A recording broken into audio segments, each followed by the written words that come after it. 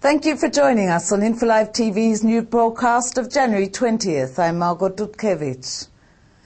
A number of ministers on Sunday called to assassinate Hizbullah leader Hassan Nasrallah, who announced on Saturday that his group was holding the remains of IDF soldiers killed in the Second Lebanon War. At Sunday's cabinet meeting, Defense Minister Ehud Barak advised ministers to pay no attention to Nasrallah's comments, saying that it would only give them validity. Our problem is that we always strengthen him and his words more than necessary, the defense minister said. A fourth Russian shipment of nuclear fuel arrived in Iran on Sunday, destined for a power plant being constructed in the southern Iranian port of Bushehr, the official Islamic Republic news agency reported. The report said 11 tons of fuel arrived at the power plant 2 days after receiving the third shipment from Russia.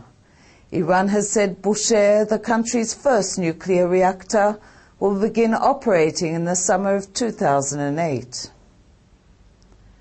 The IDF will step up its pinpoint raids into Gaza this week, but will not embark on a major operation for the time being, defense officials said.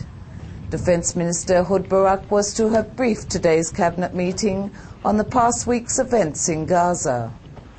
Officials said Barak did not plan to recommend a large operation, but that the IDF would continue the pinpoint raids into towns and villages used to fire Qassam rockets. In the past week, close to 200 Qassam rockets and 70 mortar shells were fired at southern Israel. Defense Minister Ehud Barak proposed Sunday to build a new security offense along the Israeli-Egypt border in order to combat more efficiently infiltration and smuggling of weapons into Israel. IDF Chief of Staff Lieutenant General Gabi Ashkenazi, as well as representatives from the IDF Southern Command, the Shin Bet and the Justice Ministry, were scheduled to attend the meeting. Many of those illegally crossing the Egyptian border into Israel are job seekers from Africa, but many others pose security threats.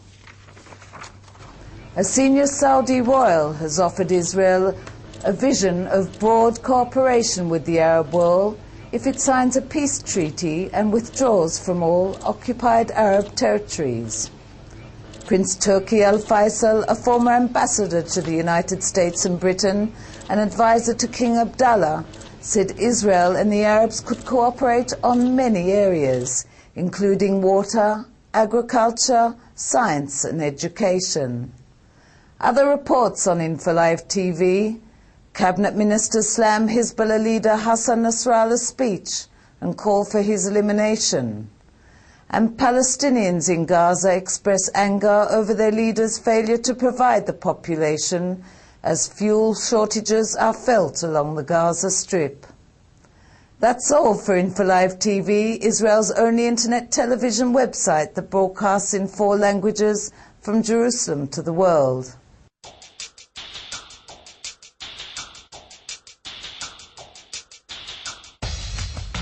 Starting Sunday exclusively for our Infolivetv viewers, real-time coverage of the 3-day 8th Annual Herzliya Conference that starts on January 20th through to the 23rd.